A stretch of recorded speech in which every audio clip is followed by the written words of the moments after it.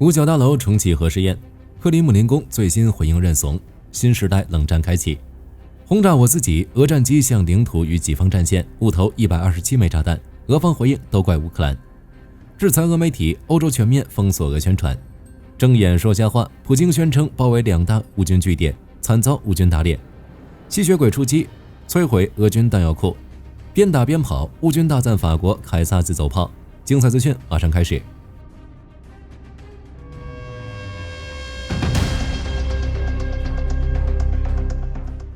面对乌克兰的频繁战略打击以及美国经济制裁，俄罗斯已经走到战争崩溃边缘。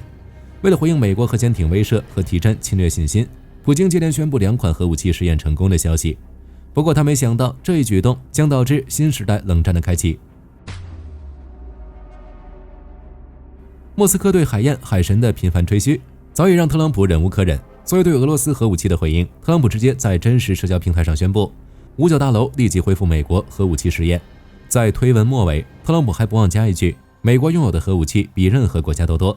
言下之意，你莫斯科的海燕、海神无论怎么吹嘘，真要跟美国核武比起来，连海带都算不上。只能说，普京确实是个人物。美国上一次核试验还要追溯到1992年，相关设施早已因为年久失修以及政府停摆人手不足的缘故，被抛弃到历史的角落。这次重启意味着要花费大笔资金对设备进行紧急抢修，另外需要数年时间才能正式开始试验。后续需要投入的资金更是无底洞，估计也只有这个叫普京的男人才能让特朗普一掷千金。值得注意的是，9月份还传出一则传闻，一艘可能属于美国或者英国的潜艇，在未事先宣布的情况下，向南大西洋发射了一枚3叉戟洲际弹道导弹。导弹飞越波多黎各附近，当地居民可以看到其特有的光芒。该导弹本身具备核打击能力，如果潜艇后续确认是美国的，那么就能证实美国早已恢复核打击试验。来自美国的核威慑时间只会比克里姆林宫预估的更快。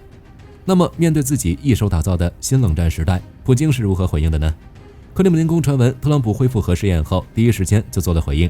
回应的内容总结起来就只有2个字：认怂。俄总统新闻秘书佩斯科夫在当天紧急发声，表示美国误会俄罗斯了，特朗普错怪莫斯科了。佩斯科夫认为，俄罗斯对2款核动力武器的试验并非核试验，只是简单的武器测试罢了。虽然不能否认海神与海燕都为核打击设计，但俄罗斯绝对没有核威慑的想法。佩斯科夫这番话总给人一种错觉，就好比我抽你一巴掌，但绝对没有想抽你一巴掌的想法。或许是这番言论太让俄罗斯跌价了，佩斯科夫又赶紧补充道，俄罗斯很失望，美国没有向俄方通报重启核试验的决定。顾名思义，他们之所以知道这个消息，都是从真实社交这个软件上来的。随后，佩斯科夫又警告美国，如果有国家不遵守暂停核试验的承诺，那么俄罗斯也会采取相关行动。克里姆林宫的意思表达得很清楚了，美国重启核试验确实把他们吓破了胆，但他们希望美国能迷途知返，不然俄罗斯也会疯狂开启核试验。火力军认为，克宫这波回应对白宫的影响估计不大。普京宣布2款核武器试射成功，本就是破罐子破摔，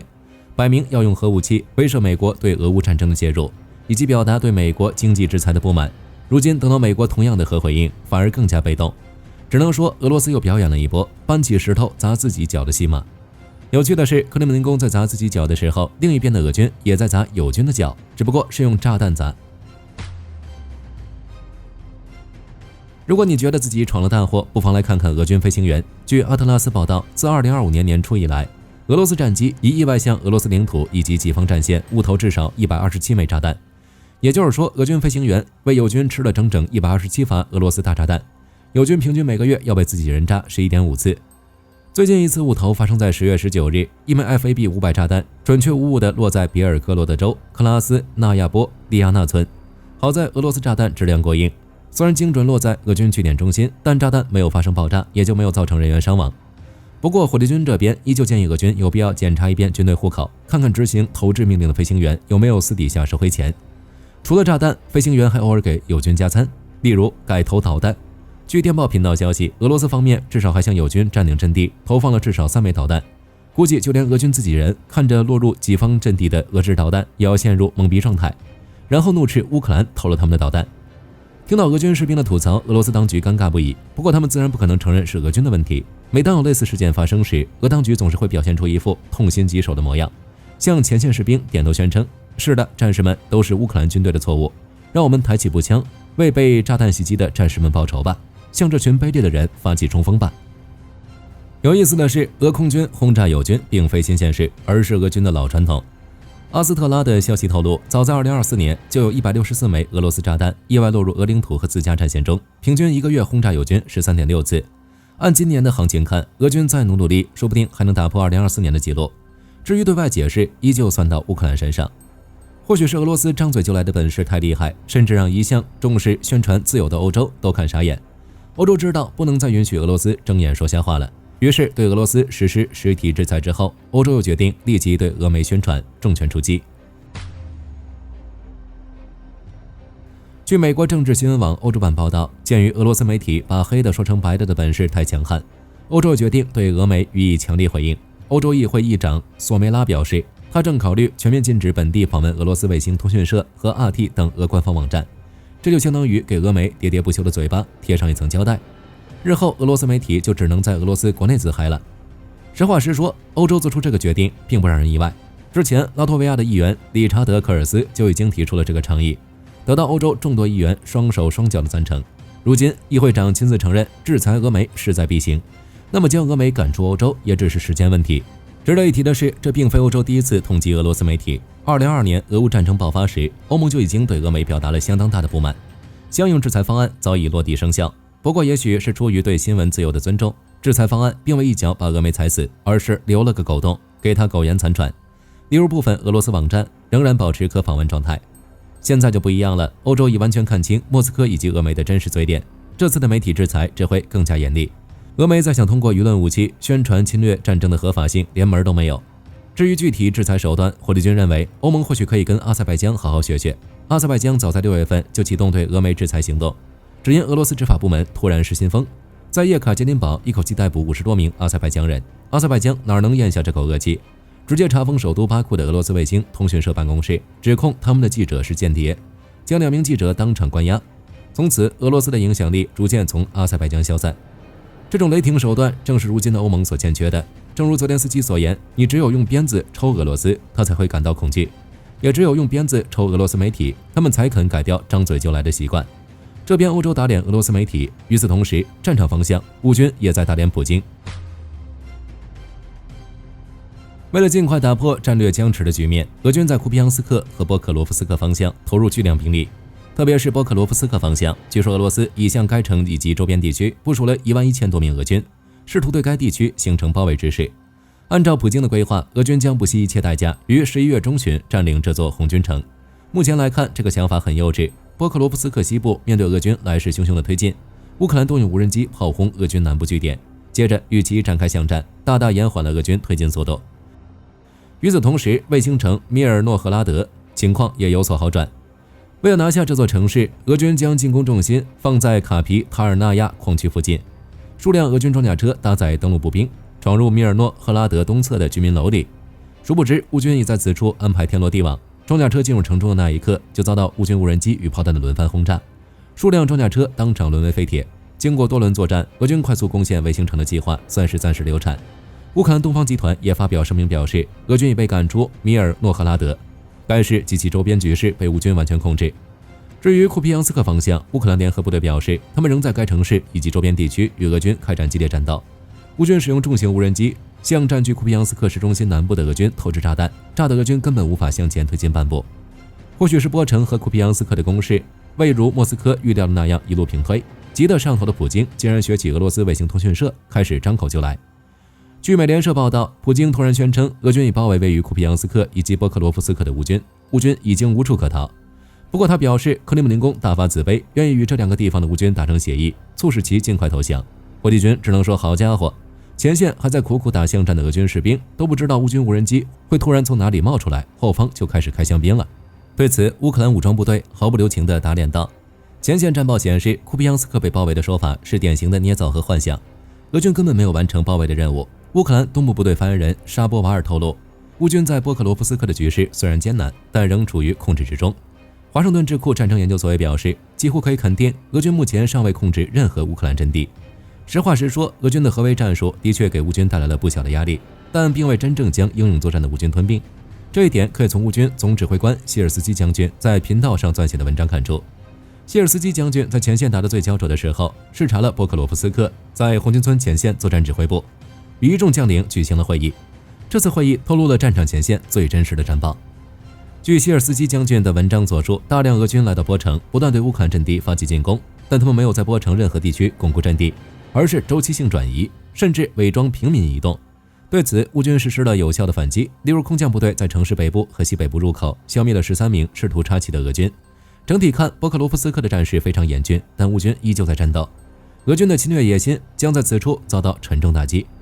乌军最真实的战报狠狠驳斥了普京以包围乌克兰士兵的言论。波克罗夫斯克形势严峻不假，但绝称不上致命。普京计划11月中旬攻下此城的计划无异于痴人说梦。